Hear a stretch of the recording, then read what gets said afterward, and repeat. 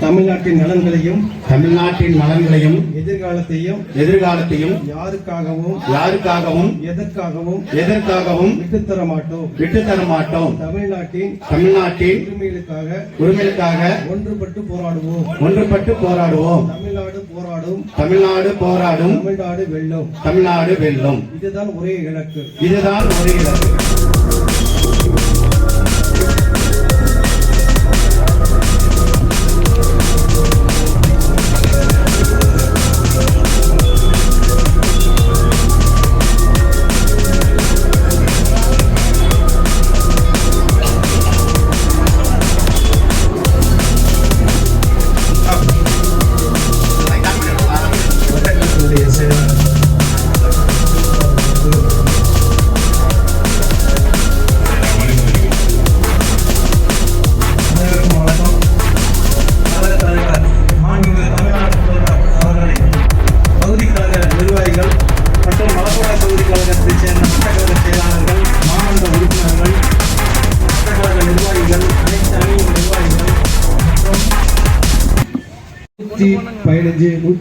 நிகழ்ச்சி நடத்தினவர் நம்முடைய மாவட்ட கழகத்துடைய செயலாளர் தான்.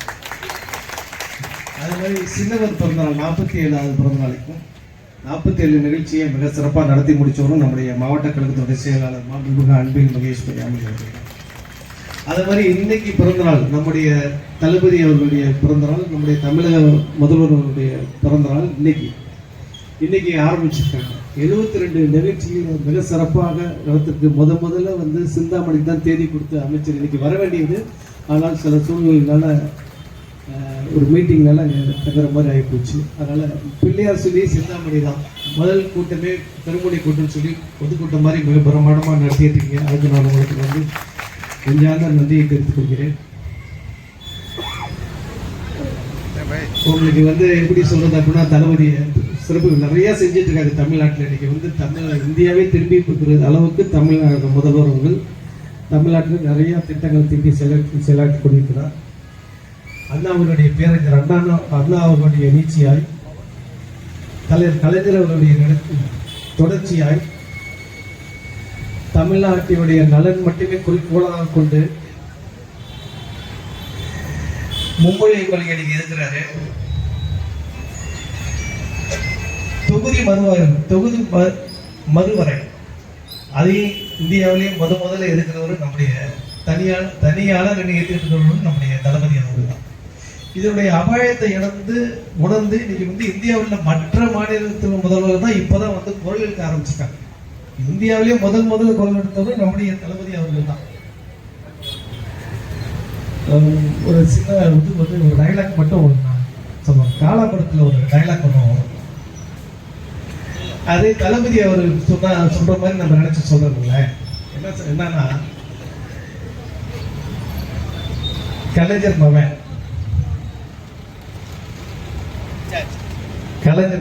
ஒன்னா நிக்கிறேன் கலைஞர் மவன் ஒத்தையா நிக்க தில்லி இருந்தா மொத்தமா வாங்க அப்படின்னு சொல்ற மாதிரி இன்னைக்கு வந்து தலைவர் அவர்கள் தான் தமிழ்நாட்டிலே முதல்ல எல்லா பிரச்சனைக்கும் குரல் கொடுத்துட்டு இருக்காங்க நம்முடைய தளபதி அவர்கள். காலை உணவு திட்டம் மிகப்பெரிய ஒரு பெருமை இன்றைக்கு ஒன்று நடந்திருக்கிறது. தலைவர் பிறந்த நாள் விழாவில் என்ன தெரியுமா? காலை உணவு திட்டம், முதலமைச்சருடைய காலை உணவு திட்டம் என்பது அரசு பள்ளிகள் மட்டுமல்ல, அரசு உதவி பெறுகின்ற பள்ளிகளிலும் 1ஆம் வகுப்பிலிருந்து 5ஆம் வகுப்பு வரை நடைபெறுகின்ற அந்த பள்ளி மாணவ செல்வங்களுக்கு காலையில சாப்பாடு போடுகின்ற திட்டம். இந்த திட்டம் தமிழ்நாட்டில் மட்டுமல்ல, இந்தியாவில் இருக்கக்கூடிய பல்வேறு மாநிலங்களிலும் இதை தலைவர் ஆரம்பித்ததற்கு பிறகு இப்போதுதான் அங்கே நடைமுறைப்படுத்திக் கொண்டிருக்கிறார்கள். நான் கூட நினைத்தேன், தமிழகத்திலே பார்த்து காப்பி அடித்துக் கொண்டிருக்கிற திட்டம் என்று. இன்றைக்கு வெளிநாட்டிலும் அதை ஃபாலோ பண்ண ஆரம்பிச்சிருக்காங்க. எங்க தெரியுமா? இதற்கு பிறகு இங்கே தலைவர் அவர்கள் 2022ஆம் ஆண்டு இந்த திட்டத்தை ஆரம்பித்து வைத்தார். 2024ஆம் ஆண்டு கனடாவிலே ஆரம்பிக்கப்பட்டது. இன்று இங்கிலாந்திலே நம்முடைய தமிழக முதல்வர் அண்ணன் தளபதி அவர்கள் கொண்டு வந்த முதலமைச்சருடைய காலை உணவு திட்டம் இங்கிலாந்திலே இன்றைக்கு ஆரம்பிக்கப்பட்டிருக்கிறது. வெளிநாடுகளிலுமே தலைவருடைய திட்டம் இன்றைக்கு ஆரம்பிக்கப்பட்டிருக்கிறது என்று சொன்னால் எப்படிப்பட்ட மகத்தான திட்டத்தை தமிழகத்துக்கு தந்து கொண்டிருக்கிறார் என்பதை நாம் சிந்தித்து பார்க்க வேண்டும். தலைவர் அவர்கள் அதிகமாக பேச மாட்டார், அமைதியான சாதனையாளர்.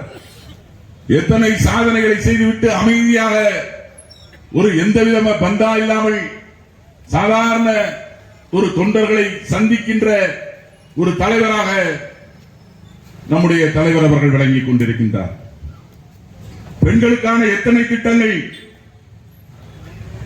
இதை விடியல் பயணம் என்கின்ற திட்டம், கலைஞர் மகளிர் உரிமை திட்டம் என்று பெண்களுக்காக உங்களுடைய உரிமையை காக்க வேண்டும் என்பதற்காக மாதம் 1000 ரூபாய் வழங்குகின்ற திட்டம், புதுமை பெண்ணின் திட்டம், இப்படி பல்வேறு திட்டங்கள், பெண்களுக்கான திட்டங்கள். அது மட்டுமல்ல, தமிழ் புதன் திட்டம், நான் முதல்வன் திட்டம், மக்களை தேடி மருத்துவம் என்கின்ற திட்டம், இப்படி பல்வேறு திட்டங்களை தீட்டி மகிழ்ந்திருக்கிறவர் தான் நம்முடைய முதலமைச்சர், தமிழ்நாட்டினுடைய முதலமைச்சர் அண்ணன் தளபதி அவர்கள். என்னன்னா, உங்களை தேடி நம்முடைய கட்சிக்காரங்க வந்தாங்க அப்படின்னா, அவங்க ஏதாவது கோரிக்கை வைக்கிறாங்க அப்படின்னா அந்த கோரிக்கைகளை கேளுங்க. உங்களால அதை செய்து முடிக்க முடியலன்னா அதற்குரிய விளக்கத்தை உங்கள்ட்ட அழைச்சு சொல்லுங்க அப்படின்னாங்க. நான் ஒரு ஊர்ல பார்த்த ஒரு விஷயம் இது. ஒருத்தர் வீட்டுக்கு நான் போறேன், ஒருத்தர் பார்க்கறதுக்காக போறேன். அந்த துப்புரவு பணியாளர்கள் ஒரு 4 பேர் இருந்தாங்க. அந்த துப்புரவு பணியாளர்கள் 4 பேர் என்ன பண்றாங்கன்னா, ரொம்ப நேரமா நிக்கிறாங்க. ஒருத்தர் வர்றாரு, வந்த உடனே நிறைய பேர் கட்சிக்காரங்க. ஆனா அவர் நேரா அந்த துப்புரவு பணியாளர் 4 பேரை கூப்பிட்டு இங்க வாங்க, என்ன பிரச்சனை அப்படின்னு கேக்குறாங்க. அவர்கள் அண்ணே இந்த மாதிரி இந்த கோரிக்கை அப்படின்னு சொல்றாங்க. சரி, நான் சாயங்காலத்துக்குள்ள பண்ணி கொடுத்துட்றேன் அப்படின்னு சொல்றாங்க. உண்மையாகவே தலைவர் சொன்ன அந்த செயலை செயல்படுத்தியவர் அன்று நான் பார்த்தது அண்ணன் யார் அப்படின்னு சொன்னீங்கன்னா, அண்ணன் மாநகர கழக செயலாளர் அண்ணன் மதிவாணன் அவர்கள். பெயரில் மட்டும் மதிவாணன் அல்ல, குணத்திலும் அவர் அப்படித்தான். அடுத்தபடியாக நம்மளுடைய படிக்க வேண்டியதெல்லாம் இல்ல, அண்ணனுடைய பேச்சை கேட்டாவே போதும். எங்களுக்கெல்லாம் இப்ப எப்படி இருக்குன்னா, இளம் பேச்சாளர் அப்படின்னு தலைவர் கொடுத்திருக்கிறார். ஆனால் இந்த இளம் வயதிலேயே தலைமை கழகத்தின் செய்தி தொடர்பு துணை செயலராக இருக்கிற அண்ணன் சூர்யா கிருஷ்ணமூர்த்தி அவர்களை இருவரும் கூப்பி வணங்கி பொதுக்குழு உறுப்பினராகி நெருக்கடியை பிரகடனப்படுத்தப்பட்டுள்ளது.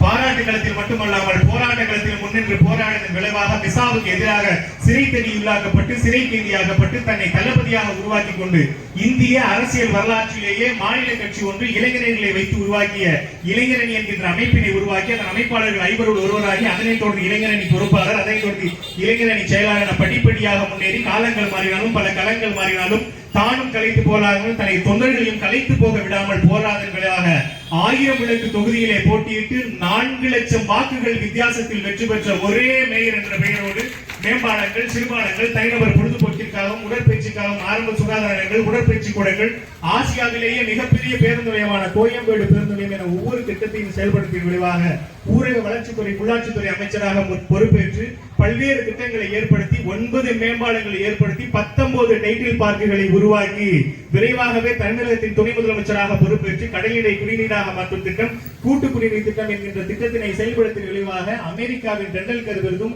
அயர்லாந்தின் டாக்டர் பட்டமும் பெற்று ஒரு சாதாரண மனிதனும் அசாதாரண மனிதனாய் பார்க்கிற வகையில் உயர்ந்த ஒரு தலைவர்.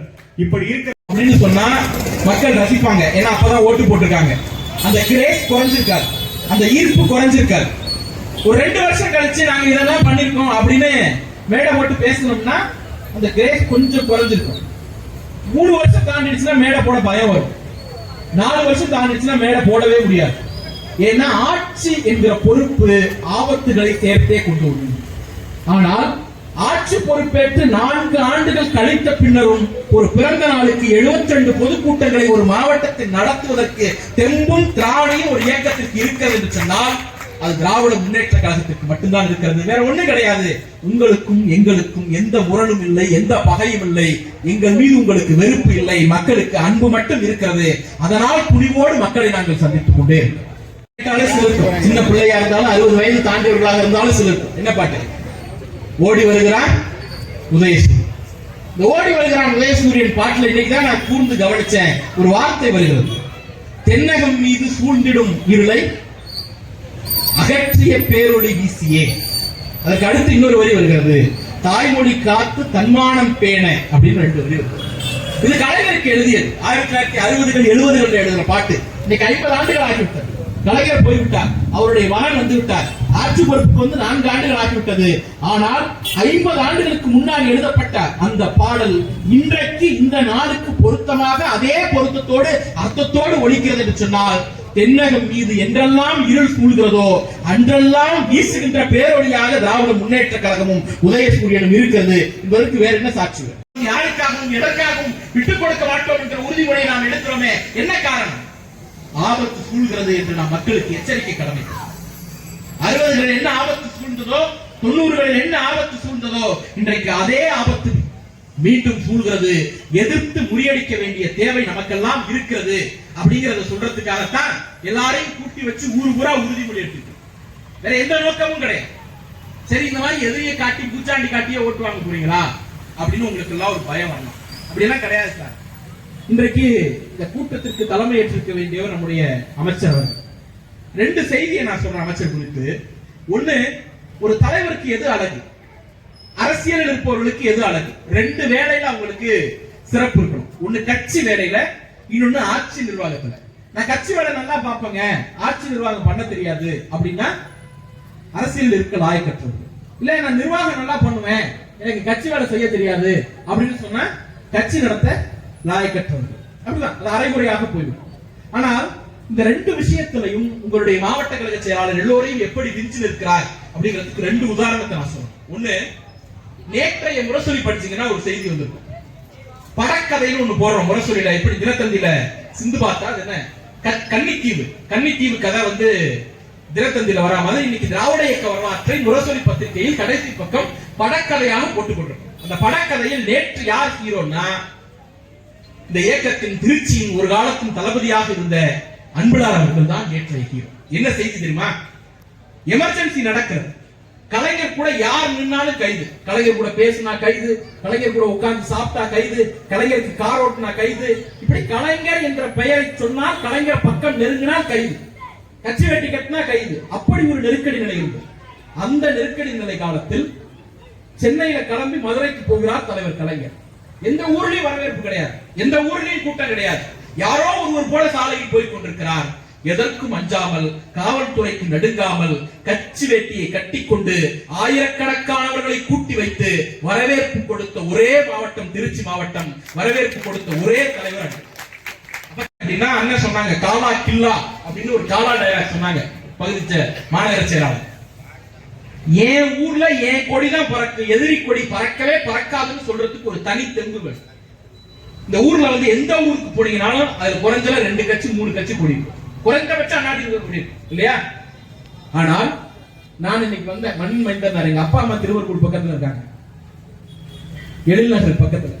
அந்த ஊர்ல 2 நாளா நான் சுத்தி பார்த்த வரைக்கும் சொல்லுகிறேன், திராவிட முன்னேற்ற கழகத்தின் கொடிக்கம்பம் தவிர வேறு ஒரு கட்சிக்கும் அந்த கொடிக்கம்பம் கிடையாது, ஒரு கட்சிக்கும் கிடைக்காது. என்ன சொல்லுகிறது என்று சொன்னால், எதிர்த்து நிற்க ஆளே இல்லை என்கிற அளவிற்கு திருச்சி தெற்கு மாவட்டத்திலே கழகத்தை வளர்த்துக் கொண்டிருக்கிறார். கழகத்தை ஒரு காலத்தில் ஆக்ரோஷமாக வளர்த்த அன்புலா இருக்கு. அப்ப கட்சி நடத்துறதுல அந்த அக்ரஷன் இன்னைக்கு 3 தலைமுறை கடந்து இருக்கு. நிர்வாகத்துல அக்ரஷன் இருக்க கூடாது, அன்புதான் இருக்கும்.